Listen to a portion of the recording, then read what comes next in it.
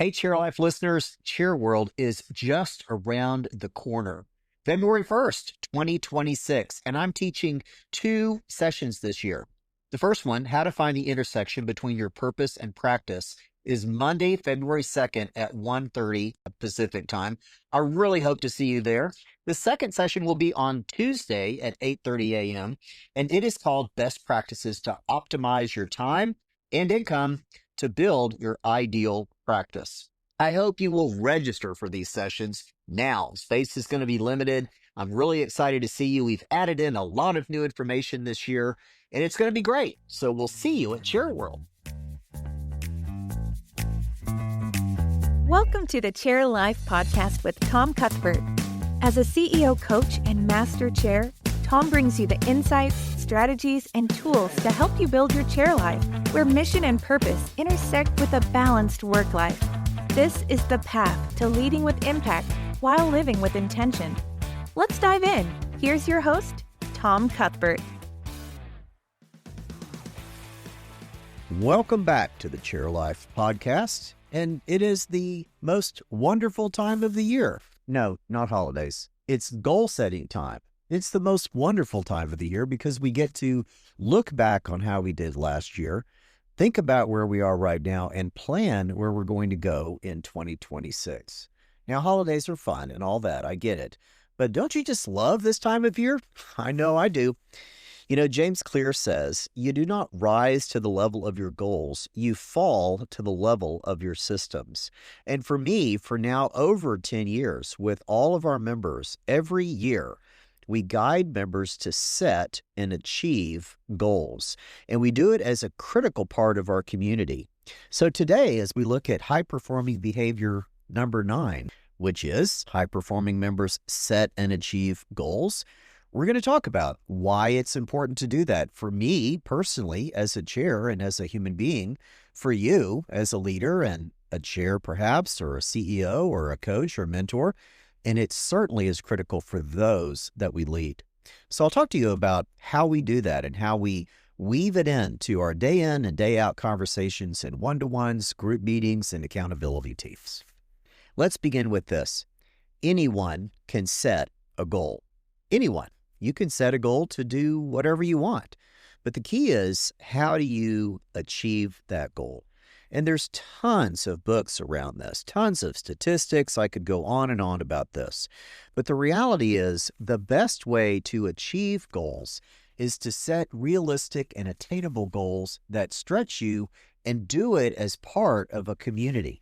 Having people around you creates an environment of accountability, and Vistage is the perfect place for that to occur. I'm going to refer several times during this episode to my website, tomcuthbert.com/goals, because it is on that page on my website that all of our members go to find resources, to see the tools and systems, and quite honestly, see my goals for the last several years. I have to be authentic and transparent and open and honest about them in the same way that we're asking our members to do so. And I think that's a pretty critical step. So let's begin with why I set personal goals. And to be honest with you, I've set them for years. And for many years, I would set them and not achieve them. I would, as James Clear said, fall to the level of my goal rather than be risen up or lifted up by the systems and processes that we use to achieve them. I set goals to model accountability, to model transparency, to be authentic. And I don't do them for any other reason than that. In doing so, though, what has helped me a great deal is it has let members know it's okay to do that. It's okay to put personal things out there to a point, obviously, about yourself. And so I do that. I put things out there about how activity to go to the gym or health challenges, certainly business things that we're working on. And I just try to be honest about it and share them in an open and honest way so that our members will see that and want to do the same. It also, of course, helps me in my own work-life balance and my chair life. It allows me to focus on my utilization target, my income per hour targets, the success rate that we have within our community on member retention and ultimately member exits and member success. And so all of those things are really critical for them. And lastly, it just purely does model the authenticity. I'm a human being as well. I have a family and want to be able to spend time with kids and grandkids and working and serving in the community. And I can't do that unless I'm setting and achieving goals relating to guarding my time. Now let's switch to why I want members to do this. And let me say that this is not an optional activity in our community. Members are required to do this. And I know the word required as a Vistage chair may sound distasteful or too strong for you, but I so firmly believe that setting and achieving goals as part of our community is so critical. I literally tell them, this is a requirement. It's not only a high-performing behavior, it's something that we want from every single member. And for the most part, almost all of them, there are a few that don't, and you know who you are if you're listening to this, don't do it, but most do, and it is good for us all. 83% of people just lack goals at all. They don't even set them. And part of that is that they're frustrated by not achieving them. They call February 1st National Quit Day, and a lot of us do on that day. But in a community where we can set them together, where they are written down, which gives you a 42% better chance of achieving them, according to a Harvard Business Review study, when they're shared with others, which gives you even more of an advantage, when they are visible to those around you and to the person in their life who's coaching and mentoring them, me, their chair, and you, their chair or their coach or their CEO, they have a much better chance of achieving them. Add to that a group of other leaders that are all striving to achieve, to be high performers and learn and grow. That is why our community is so perfect for this. So we have members set goals, track their goals during the year, and crush their goals as the year go on. We celebrate their successes. We work with them when they're off track and try to help them get back onto track. So what is the process that we use? And at my website at tomcuthbert.com/goals, you can see exactly this. But let me kind of walk through it with you and share some of the resources that are on that page. And feel free to use these resources, copy them, develop your own, whatever you want to do in your world. I'm all about helping our community. The first thing you see when you go to that webpage is a giant Submit Your 2026 Goals button. We've built a very simple Google form that captures these. It allows them to select the group that they're in and put their name with it and then submit it. It only goes to me, and then I share it back to their group. So they are confidential in that sense, but they're spread and shared inside their Vistage group.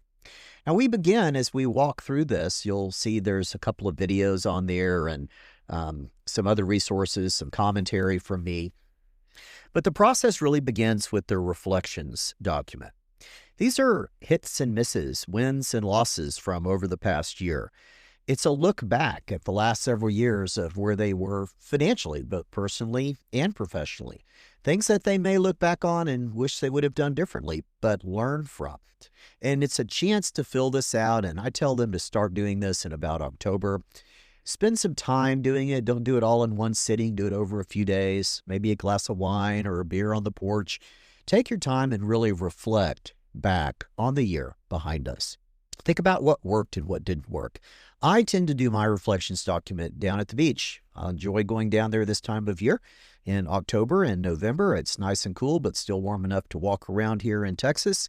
And it's a great place to reflect for me. So that is where I generally lean in and do my reflections document. From there, you go to the goal worksheet, which is a fillable PDF, and it has all of the elements of our goal achieving process built into it. I'll step through each of those, but you'll see with that sheet, which of course you could just print out and follow along, share with your members if you would like, it is kind of follows the flow of how we do this process. Now, we begin with a vision, a 3 to 5 year look into the future. I don't want members to be too short-sighted and just do a year, and I don't want them to try to think about their lives too far down the road, 10 or 20 years per se, but 3 to 5 seems like a sweet spot. Their vision is how they would describe their world in the future. If I don't see them for 3 or 5 years and run across them and they tell me what's going on in their life, That's their vision today. That's what they're working towards. That's the Rockies off in the distance, if you will, on a winding Colorado road, driving west as the sun sets. Mission is the steps you take day in and day out to get there. It is the steps, the road map, if you will, of how we achieve that. Our mission for me is to help leaders see what they cannot while equipping them to achieve more than they imagine possible. And that may be similar to what yours is. But helping them identify their mission, the pathway to get to their vision, is a critical step for us. Lenses are next. Lenses are guiding principles. They're simply questions that we can ask ourselves during the day. Back to my Colorado analogy, if you think of that as guardrails on the road, they keep you from turning right or left when you want to follow the road. And a lens could be something like, am I using my time wisely? Am I letting mediocrity creep into my life or my work? Can I do less but better? Do I know the cost of this? These are some of the ones that I use. There's a number of other examples on my website, and lots of these that you can come up with. But by starting with you, with doing your goals, your goal worksheet first, you can model this for your members and those that you're leading. The 3 things concept is something I've talked about on this podcast before. Jack Daly, my friend, 3 things. What are your 3 things? The 3 things that you and only you can do that drive your business and your life forward. Identify those and then focus on them. There's a section in here I added around core values as well, and there's a really cool worksheet. That worksheet I've had for years, and it has, 80 different words or short phrases that help us understand what are the core values that we could have, and then identify the ones that we really resonate with. I like to take that sheet and maybe take 20 that I might put a check mark that sound like it's something I might be interested in. Take the list of 20 down to 10. Take the 10 down to 3, and I redo my core values using that exercise every year. It just keeps me fresh and focused. From there, we focus on daily habits. Now, this has come directly from the book Atomic Habits, and I've listed several of my key habits over the course of the day, and I talked about those in past episode a few months ago. You can lean in on these, and that's just something that's kind of extra in this process.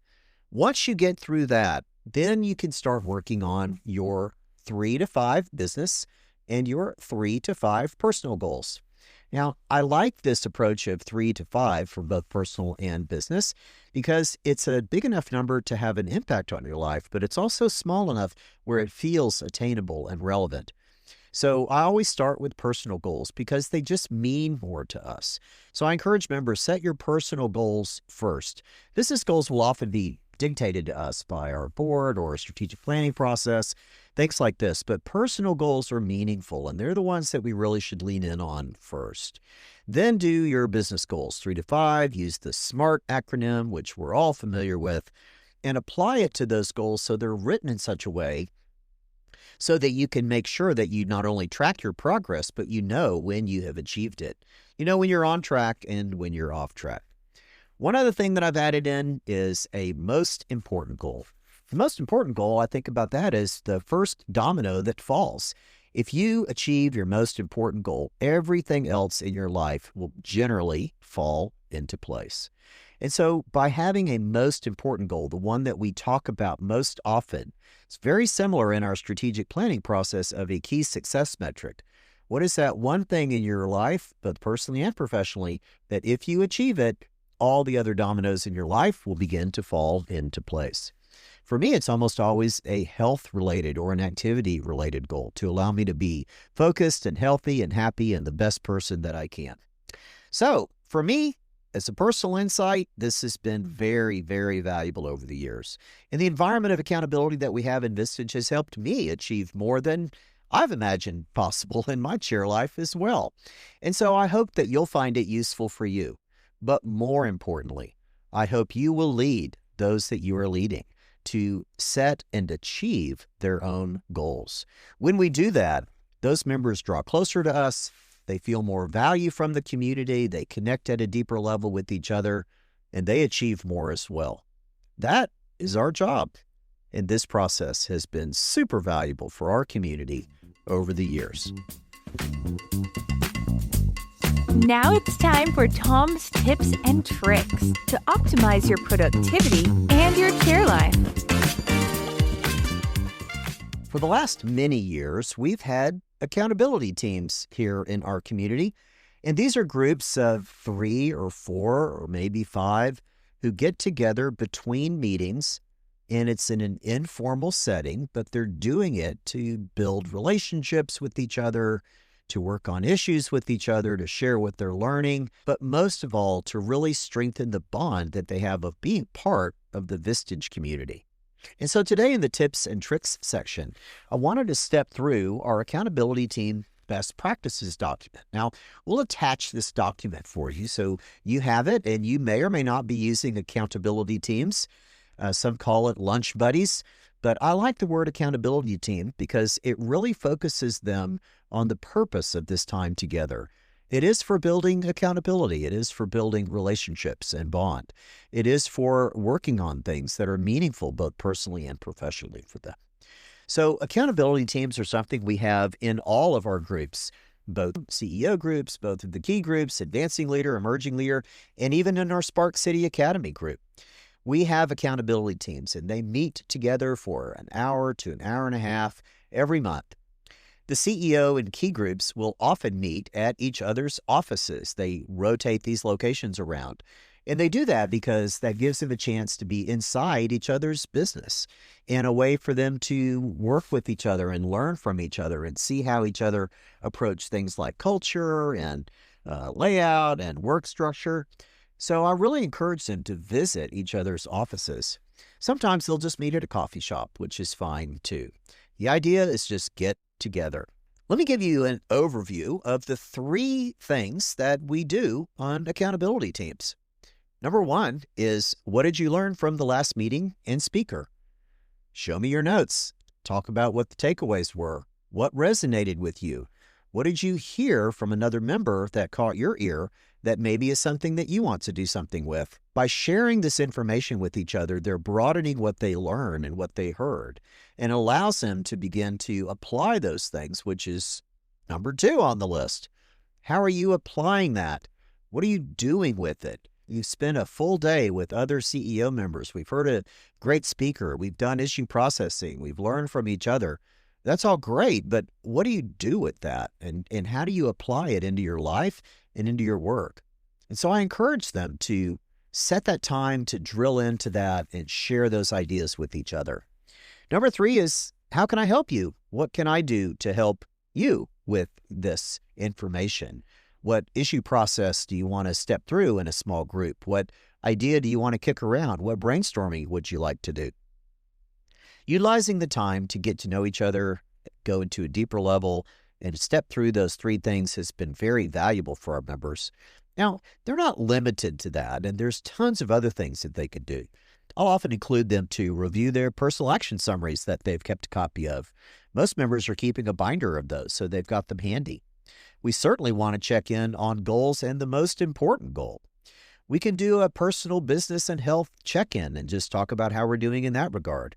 We can discuss other resources like books or podcasts or videos or things that they can learn from. And they also can prepare and discuss an issue that they might want to bring into the one-to-one or into the group meeting. For our CEO and key groups, their accountability teams are set on a quarterly basis. They stay together with the same group on a quarterly basis because it helps them really deepen that relationship, get to know those people, and we're testing out doing 3-to-1s at the end of the quarter with our CEO members. But for now, they're all just doing 3-to-1s, three of them together on a rotating basis that we keep them together for an entire quarter and then flip them to a new group. The advancing and emerging leaders are doing a 6-month rotation. And so we keep them together for a longer period of time because they're bigger groups and they're bigger accountability teams. They'll often have about 5 or so in that team. And with a bigger group, they need a little bit more time to get to know each other and work together. So that's worked really well for those groups, and we've done that now for some time. And then our Spark City Academy team, they stay together for the entire year. It's a 1-year course, and so they set it up at the beginning of the year, and they stay together with that. So the accountability teams have been very important. We, in our check-in, ask them, did you meet with your accountability team? And we track that as part of what we're looking at in our member high-performing behaviors. It's an activity that they need to commit to do, and they get a lot of value from it. And those that lean in are going to be the highest performing members. Those that don't, we'll have a conversation about that. Because to get the most out of our community, we have to be high performers with that mindset. So that is the overview of our accountability team best practices. I hope you find that useful, and I hope your members gain some value from it as well.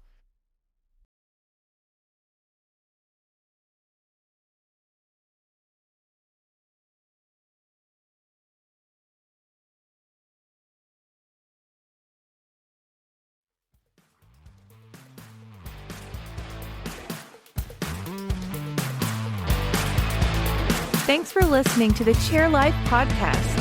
Remember, you can find more resources at tomcuthbert.com.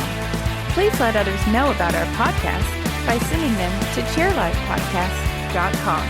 See you next time on the ChairLife podcast.